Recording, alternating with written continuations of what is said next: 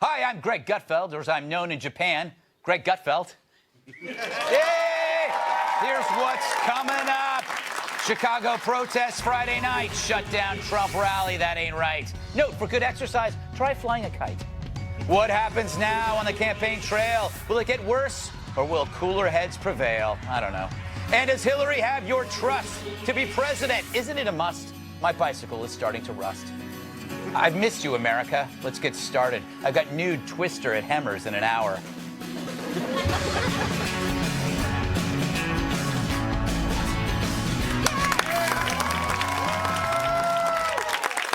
Audience, yes. Let's welcome tonight's guest, shall we?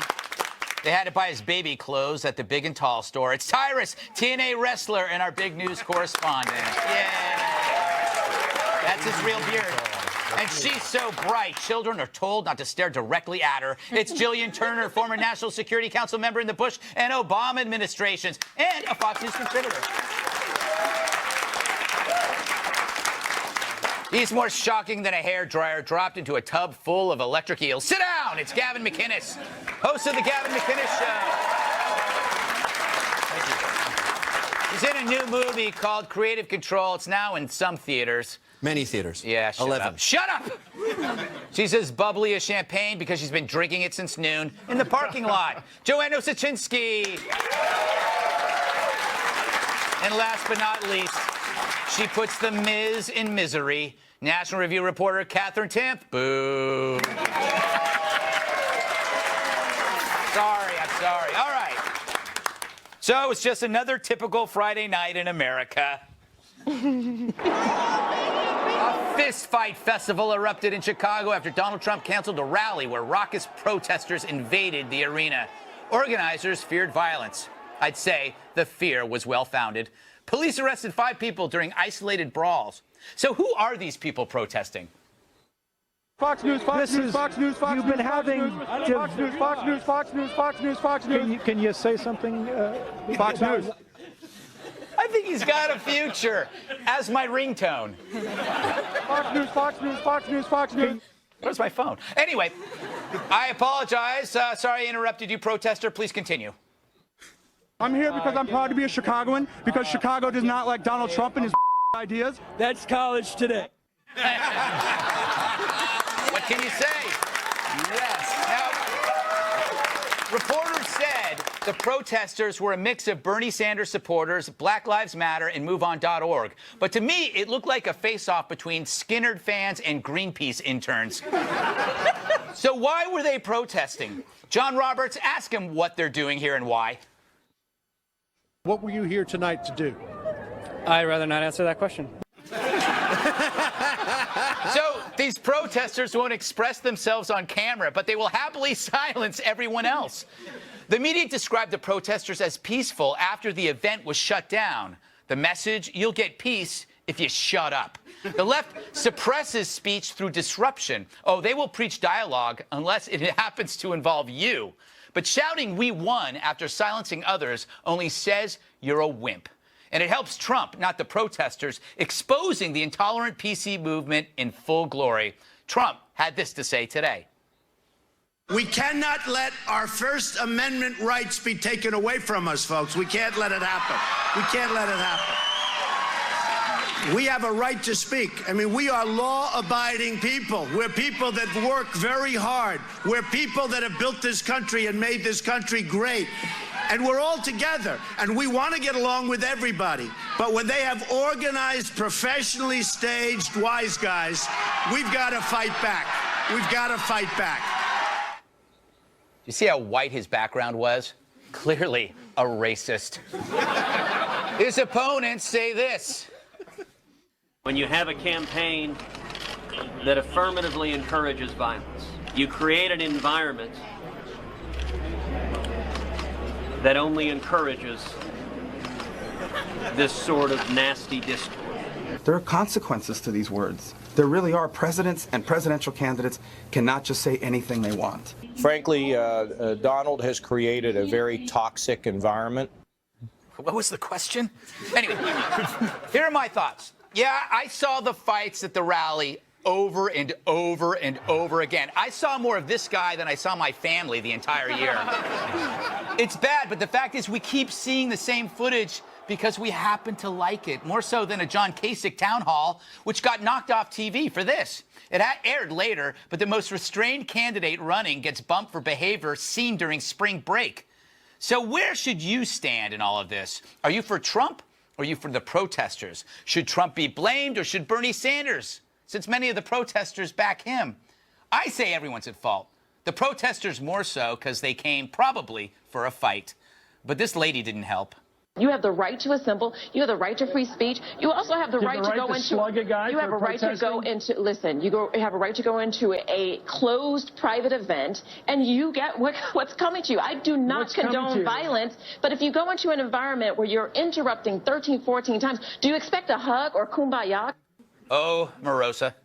This is my problem with Trump. I don't want a White House where washed-up reality show minions actually have a voice. I do not look forward to Gary Busey's take on entitlements or Sinbad's policy suggestions for Syria. Also, Bill Ayers was there. He's a terrorist. He tried to blow up Americans. Was he there to preach nonviolence? That's like Jeffrey Dahmer preaching veganism. I go by the Bill Ayers rule. If he shows up to support a cause, you must embrace the opposite. After all, why do protesters who claim to despise hate seem, like Bill Ayers, to love violence? Because to them, they're good and we are evil. Finally, I wonder, did anyone see this coming? It could get uglier, and we don't want it to get uglier, do we? But it could. It really could. We're watching tempers flare everywhere, not just between left and right, between right and right. And until we actually kind of like speak honestly about what's going on, it's going to get bad. Bright guy. Pretty good looking, too, I might add. I think he works out. Anyway, I'm thinking cooler heads better prevail soon, or it's going to get worse, really worse. All right.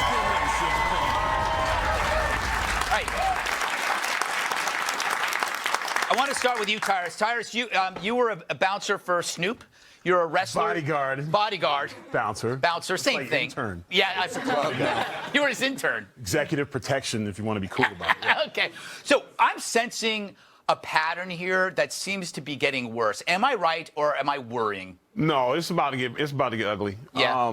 I think angry people are using Trump as the vehicle for their.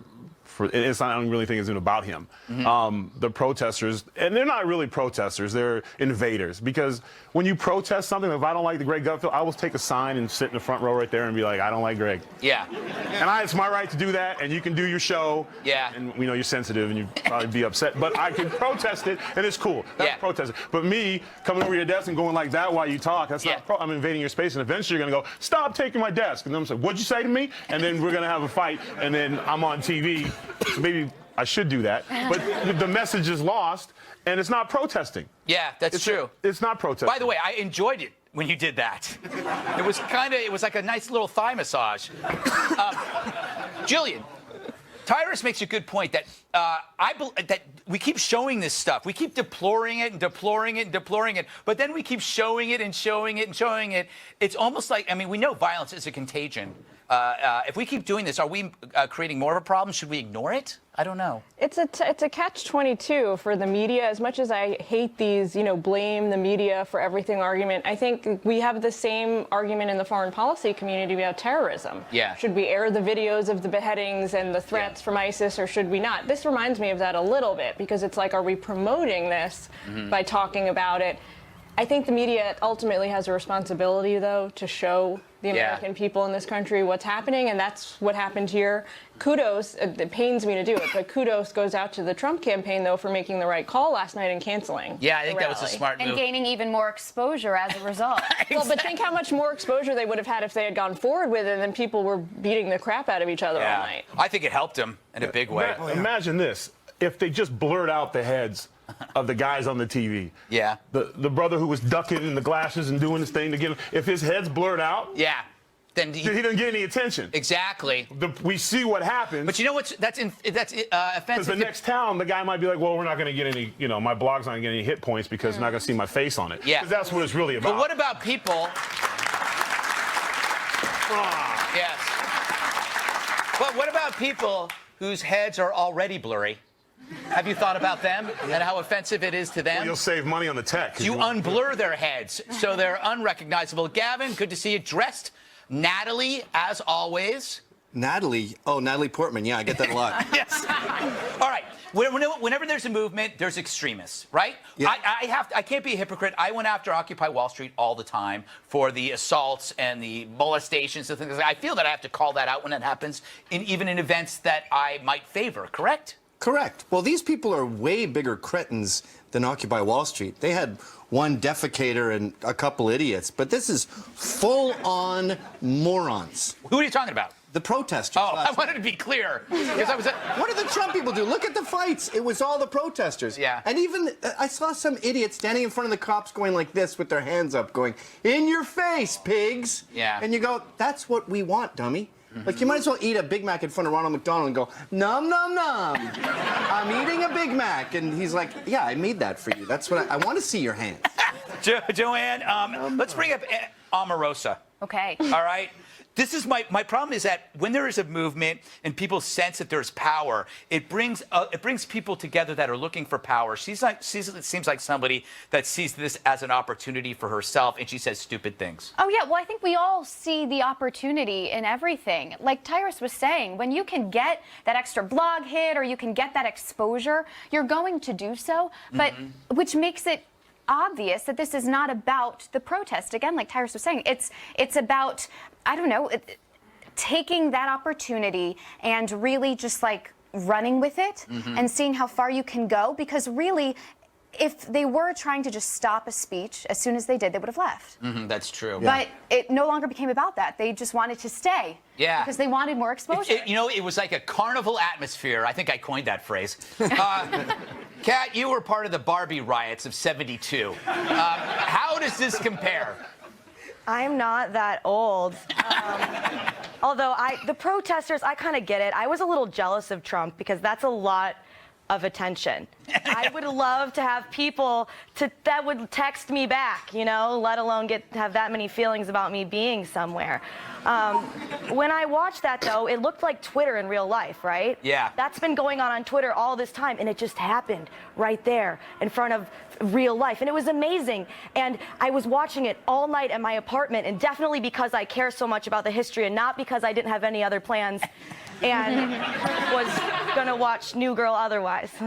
Definitely not. Yeah. Okay, you know what? It's weird when there's something like that on.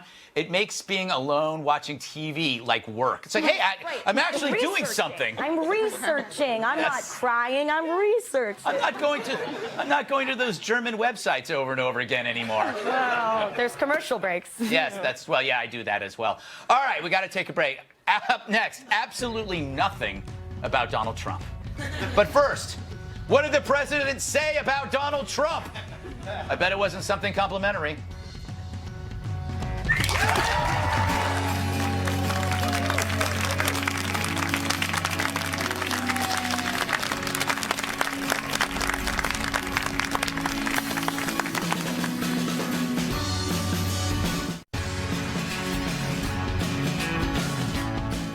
He's not to blame for Trump's acclaim. On Thursday, President Obama, if that's his real name, laughed off the notion that he's responsible for the Republican crack-up. Instead, he took a shot at me. Many of the information outlets, social media, news outlets, talk radio, television stations have been feeding the Republican base for the last 7 years a notion that everything I do is to be opposed. No joke, it took him almost 6 hours to answer that question. Here's more. What you're seeing within the Republican Party is to some degree, all those efforts over a course of time, creating an environment where somebody like a Donald Trump can thrive. And you thought Ben Carson took his time. That was like therapy. Speaking of which, Donald Trump talks a lot about making America great, but it's not just talk. He means it. I'm going to be helping him. Others are going to be helping him. So Carson endorses Trump, and the media was all over it. But that wasn't the most significant Trump endorsement this week. That came from Charles Evers, brother of Medgar Evers, the civil rights icon who was murdered in 1963 by a future KKK member. Though not everyone was okay with it. Watch this reporter try to shake Evers from his opinion about Trump. Your support of him is raising a lot of eyebrows. Why did you decide to endorse Donald Trump? First of all, my real reason, he's a businessman. And saying he really didn't know about white segregationist, white supremacy groups. Does that concern you at all? Not really, because let me tell you, most whites in this country have a problem with black folk, and you know that. Are you at all concerned about the tone of this campaign or some of the things that Donald Trump has said and the way that he has said them? I don't agree with everything that Mr. Trump has said. Naturally, I don't like the negative stuff that he and all the other candidates are saying to each other. But I think he's the man that's for us. So, Gavin, I love that segment because it's like she's interviewing a space alien or something. So it's like, so wait, you're an older black man endorsing Trump. What is this? And she wanted to, like, rip off the mask and find out, oh, my God, it's actually a robot. You know, he reminds me of when Ann Coulter said, our blacks are better than their blacks. This is a 94-year-old man. Barack sounded like Katharine Hepburn in On Golden Pond. They were making fun of me in the media. And there's a 94-year-old going, I don't agree with everything he says, but, you know, there's an inherent racism in this country. The guy was perfect. Yeah. I have to say, Tyrus, I looked at that back and forth, and I thought that he was the future. He was actually the future, and she was the past. Like, he wasn't interested in the old stereotypes of, like, blacks must be liberal. Yeah. Well, not just that. I think there was maybe, you know, and you see in, like, Law and Order and stuff, where they brief the witness and he gets on the stand and sir, and then he says the exact opposite. And she's like, no, you said that he was a racist and that, you know, why? No, it says right here, sir, the transcripts. And he was like, nah. And what they missed the whole point is, and Mr. Charles is the man. Yeah. But he's sexist. Yeah. He doesn't like women. Yeah. So when she was talking to him, and he was like, yeah, you know, how much longer this white woman gonna talk to me? Because that's the real issue. I like Trump. He's cool. He gonna get his jobs. Give me a sandwich. That's exactly what that interview was. And just Barack, real quick. Barack is just like me. Yeah. When something that maybe I did, maybe I didn't do, and he's like, look. Yeah, Trump. Yeah, look, I'm leaving in 6 months, y'all. I got to pack. Yeah, I got to pack. Things to do. I don't think he packs. I think other people pack for him. Yeah, Trump. Yeah, got it. Okay. Got it, yeah. Call Hillary. Get off me. Like, that's really how I felt he felt. Gillian, does he have a point? President Obama have a point? Because I actually think he might have a point. I think he had a point about the fractured nature of the Republican Party in this election cycle. Absolutely. I mean, they're making the liberals, the Democrats, look kind of homogenous and unified by comparison. Yeah. When's the last time we saw the parties like this? Yeah. You know, Trump has been many things, but he's been called many things that he's probably not, but he's definitely polarizing for the GOP. I don't think anyone's going to argue that point. I think he really is the right-wing Obama. The way Obama was polarizing to one side, Trump is doing the same, but in an entirely different way. Kat, did any of these endorsements influence your voting, or were you too high to notice? I was not high. I have plenty of ability to not notice things without being high. Like I said, libertarian, gonna write in myself. I know I am the best for America, hands down, but I really did like that. A lot of charisma, both those people in their endorsements. A lot of real charisma there, excitement. I think you're being sarcastic. I am being sarcastic. All right, I just wanted everybody to know. You know what, by the way, Donald Trump giving us jobs is not how it's supposed to work. The government's not supposed to give us jobs. That just means he's going to make the government bigger, and I don't want money coming out of my check for taxes to pay his Department of Border Wall Beauty or whatever he's going to construct to build jobs. I need to explain to him how the economy works. I need to explain it to all of you. I think you do. Last word to you, Joe. What do you make of this? Anything. I do blame Obama for the GOP fracturing because I'm a millennial and I blame Obama for everything. Yeah, good. He's very responsible. And I think that Carson's endorsement is a huge deal. I feel like people aren't giving it as much attention as it deserves. I mean, everyone's been saying for months, Carson's such a nice guy. Yeah. But, oh, I feel bad. He's so great. He's so nice. Yeah. So I think that matters. Yeah. He needs that right now. Trump needs Carson. And we're going to be seeing a lot more of Carson, I think, along the campaign trail. It is amazing because Trump had called him pathologically damaged.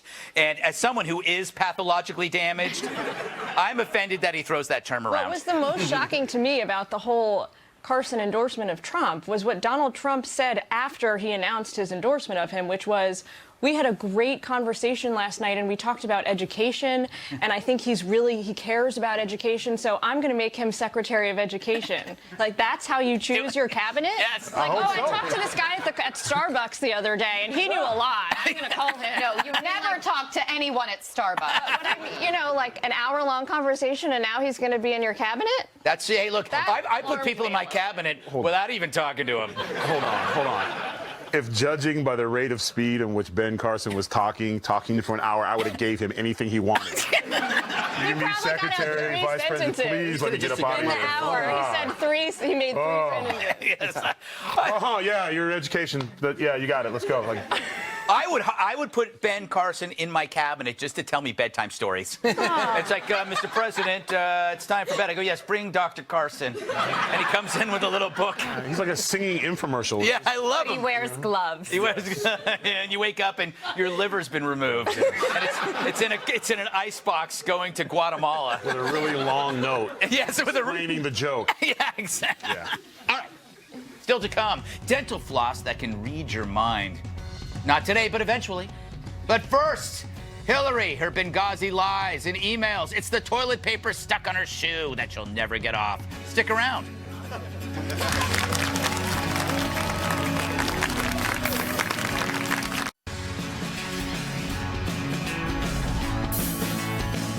During Wednesday's DNC debate that nobody watched, Hillary Clinton refused to say whether she'd quit the race if she were indicted over the email mess. Put on your mittens. It's about to get chilly.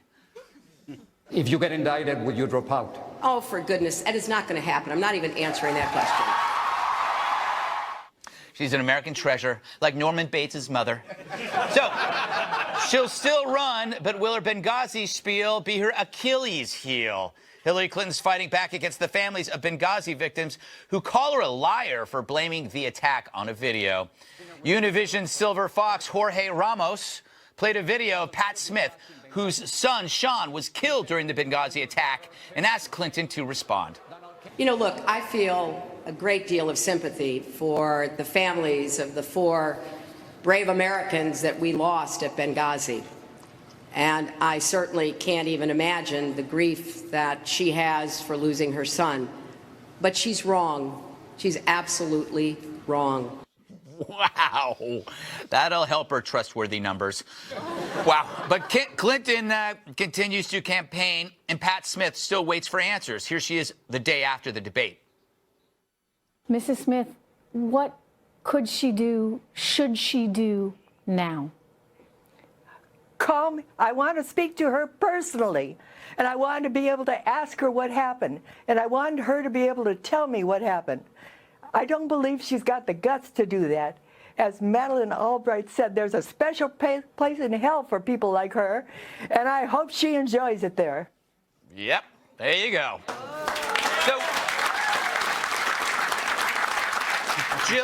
Gillian, what did you make of her Benghazi response? Here's the thing about when we talk about the U.S. and Libya's relationship in Benghazi, I worry that we're a little bit losing sight of the forest for the trees. Mm-hmm. If I said that the right way. I think you did. I think. What I'm trying to say is, you know, it's tragic, obviously, that Ambassador Stevens, our ambassador to Libya, lost his life in 2011, and the 3 other Americans.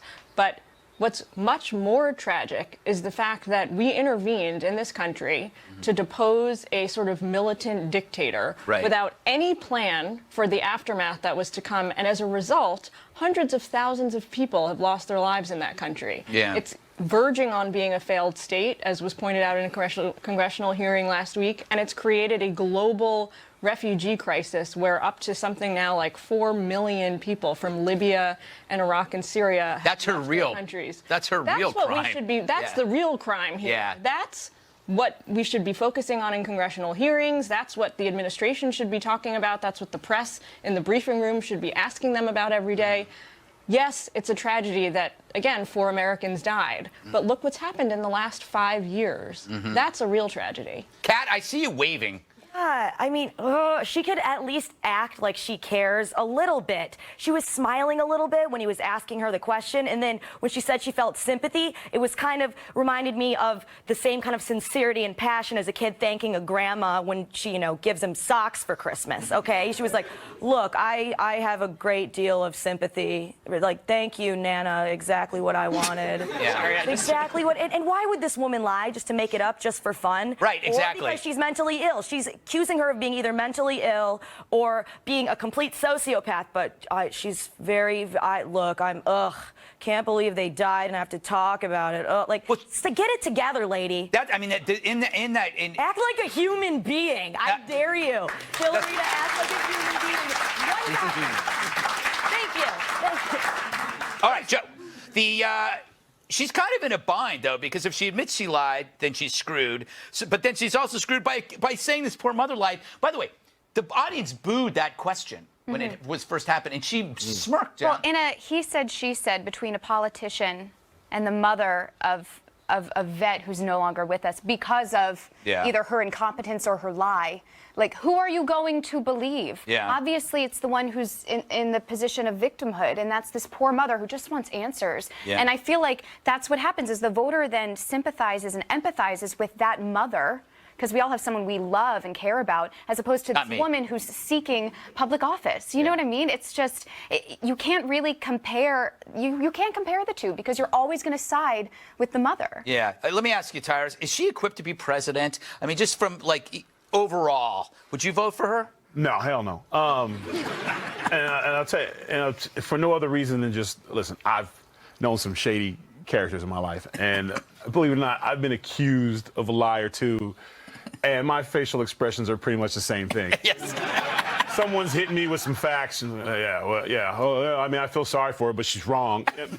You feel sorry for what? What are you sorry about? You know, the loss of life or the fact, and then everyone's missing the whole thing. Your assistant has been given immunity. Yeah. So let's go back to Law and Order again. Yeah. They make the deal when they got the dirt. Yeah. You know, and when she was asked the question, would she step down or whatever, what she's going to hope is happening, and I'm sure she's got a great team, and as long as she's doing the numbers that she's doing for the Democrat, this is going to be dragged out. Yeah. You know when you're right about the face? It reminds me of the second half of the show, The First 48. Yeah. When they get the suspects and they're all like this. That face right now. Yeah. Yeah, that's it. I think I saw you on The First 48. Right. Yeah. All right. Coming up, critics say Trump reminds them of 1930s Germany. And they know, because they were born in 1986. The weakest argument this entire election season.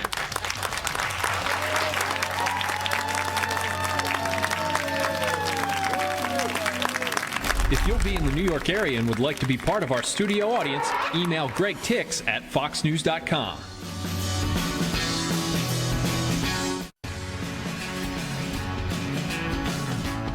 This young lady here, 80 years old, what you've lived through. The Second World War. I was a child during the Second World War, and I know what the Benito Mussolini and Adolf Hitler, what they said and did, and it's too similar. It's too similar. Hitler this, Hitler that. Everyone reminds everyone of Hitler. Just this month, Trump's been compared to Adolf and his rallies as Nazi parties. It's getting worse. Did you watch the debate?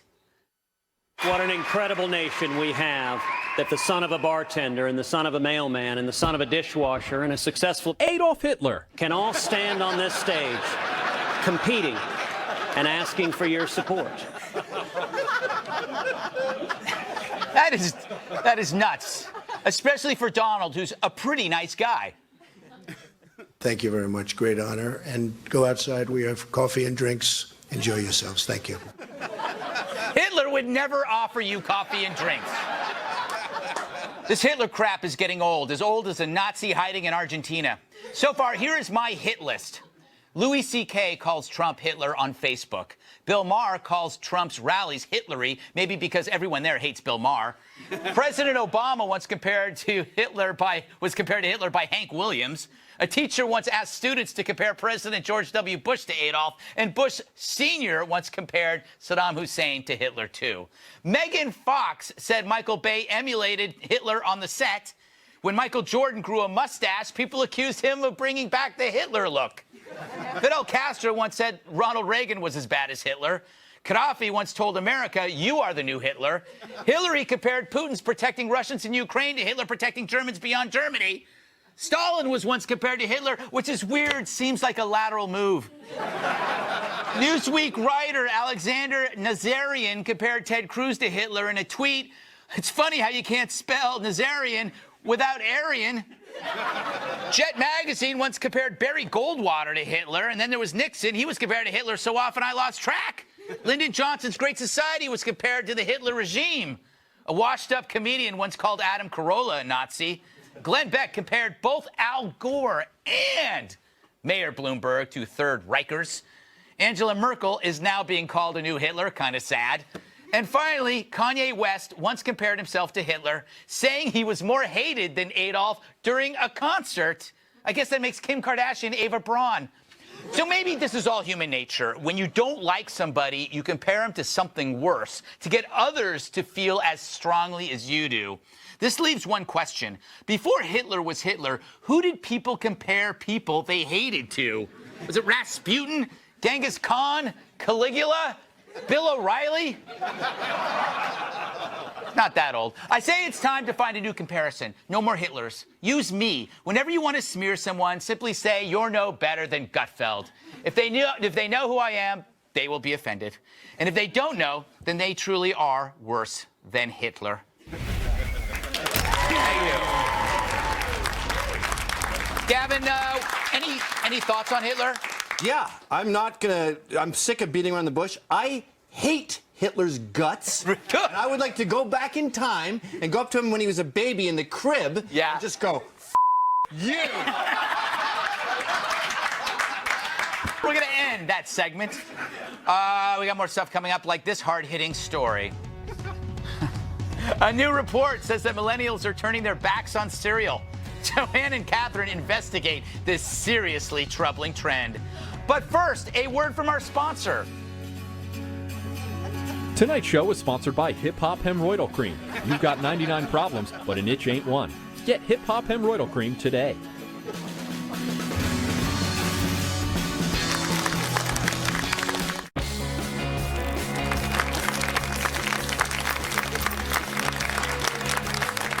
Turns out Monday was National Cereal Day, which I missed completely because I'm too busy hand-knitting scarves for the elderly. Apparently, cereal sales have tumbled almost 30% over the past 15 years. To put that in perspective, that's 10% every 5 years. The problem, lazy millennials. In a recent study, 40% of millennials called cereal an inconvenient breakfast choice because they have to clean up after eating it. In short, millennials are lazier than my third nipple, which does nothing, FYI, but gross people out. So I asked Joanne and Kat to find some millennials and shame them on national TV. Crunchy Belvita breakfast biscuits are made with delicious ingredients. Fight the morning fade. Crazy good! The grab-and-go yogurt. Breakfast, the most important meal of the day. Cereal used to dominate the morning market, but has recently been slipping away. What went wrong? Kat spoke with some selfie-obsessed millennials to learn more. Do you eat cereal? No, I don't. Is it because you're a lazy millennial and you don't want to wash out the bowl? Yeah, that's part of it. Is it because it's too hard to carry the full bowl down the stairs to your parents' basement where you still live? No comment. So that's a yes. You're a millennial. How do you motivate yourself to wash the bowl after you eat the cereal? I don't wash it. You don't? You just throw it away? I let my mom wash it instead. Typical. Bernie Sanders voter, right? Yeah. How do you think we could get people to eat more cereal? We should try explaining them how healthy it is. And the best thing for me is I don't need any time for the breakfast. I just pour in a bowl, a milk, and then I'm good to go. Do you work for Big Cereal? What if, if there was more cartoons on, would you eat cereal? Maybe some old school You're stuff. a grown man. You shouldn't be watching cartoons. Millennials. Oh. Clearly, the millennials are down on cereal. So I caught up with some cereal experts. Do you prefer a healthier cereal? The sugariest cereal that I can get. Everything needs sugar. How many bowls of cereal do you like to eat? 6 bowls a day. 6 bowls a day. And do you think that will help you grow big and strong? That is a question I cannot answer. A lot of people have cereal with milk. It's better if it's not milk. Okay, what should it be? Water mixed with mustard and sugar. Special K. On a scale of 1 to 10, how special is it? It's not special at all. Frosted Flakes. Tony the Tiger. Do you think he should get a little more buff? Yeah. He's not ripped enough. Of these two, Cinnamon Toast Crunch and Honey Nut Cheerios, which do you want? Cinnamon Toast Crunch. Wrong answer. Cheerios? Oh, wow. Okay, this worked out perfectly. So if millennials don't care for it, but kids love it, somewhere cereal is getting lost along the way. We needed to try some for ourselves. For that, we turned to the man who knows all about early mornings, the Oracle of Cereal. I believe I get up in the morning, I am the morning, and if anyone can save cereal in America, and what would America be without cereal, I think it's me. Personally, I think it's part of the reason is you got to get the right cereal for the right person. Tell me a little bit about yourself. That's enough. I'm going to try it with you, something a little bit that has some nutritional value. This will not be rewarding. Later on in life, 50 years from now, you're going to feel the benefits. In the short term, there are none. Go ahead, Joan, put it to your mouth and let it go in. Don't use the tongue, not too much tongue. It's very Are you light feeling that? and crisp. Right. Ooh. Do we have somewhat of a match here? Yeah, it's not too overwhelming. I get overwhelmed easily. Yeah, Right. no, this is perfect for So Kat. could we see maybe waking up every day for 12 years and just having this?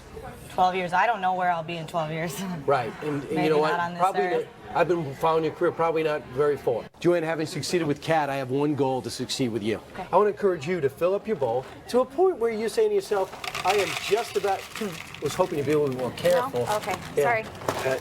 I went for it. That's a lot of loops. Do you feel there's a bounce in your step? Do you feel like suddenly things make sense now? Slightly effervescent.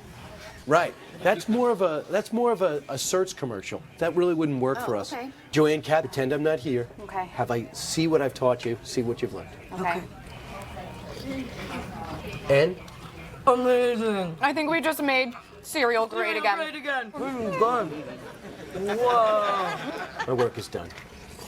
Thank you.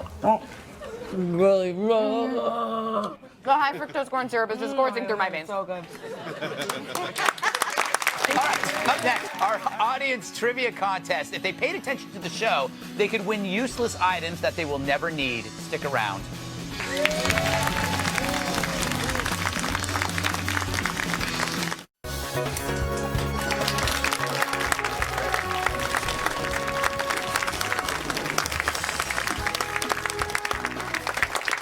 All right, it's time for parting gifts. That's where lucky audience members will gain a memento from my office for their Greg Gutfeld shrine. First question, I'm going to go to you, young lady in the vest. Yes, Chinese bronze working advanced during the Shang Dynasty. Name the sponsor of today's show. Kellogg's. No. Wait, I see this guy over here. What? The hip-hop cream. Yeah. Hip hop. Hemorrhoid. Oh, God, you're going to have to share the alligator. Nicely done. All right. Second question, I'm going to come to you here. All planets in the solar system orbit the sun in the same direction. What cereals did Joanne and Kat eat during the report? Cinnamon Toast Crunch and Cheerios, or Cheerios and Fruit Loops. Cheerios and Fruit Loops? Yes. Yeah? Ooh, you get the two-headed monster. This is, remember when Dr. Ben Carson said there are two Donald Trumps? There you go. All right. Saving the best for last. Name a person I listed that had been compared to Hitler. A, Whoopi Goldberg. B, Lyndon Johnson. C, Greg, stop touching me. The President George W. Bush. Trump. That wasn't on the list, but it's okay. That's okay. Where are you from? I come from Ireland. Oh, well, you know what you get? You know what you win anyway? You win this special. Can you get that? Can everybody get that? Unicorn meat. It's unicorn meat. You get unicorn meat. I don't eat it. I have a special fondness for unicorns, so I would never eat their meat. Don't say anything. Take that. You know when you take this back on the plane, they're gonna probably pull you aside, and they're gonna do quite a search. I'll blame you. What? I'll blame you. Blame me, please. All right, sir. Thank you. All right. Quick program note. I'll be on a special edition of The Five on Tuesday at midnight Eastern Time as we recap the primary results from Florida, Ohio, Illinois, North Carolina, and Missouri. Oi, midnight. Thanks to Tyrus, Gillian Turner, Gavin McInnes, Brian Kilmeade, Joanne and Katherine. I'm Greg Gutfeld, and I love you, America.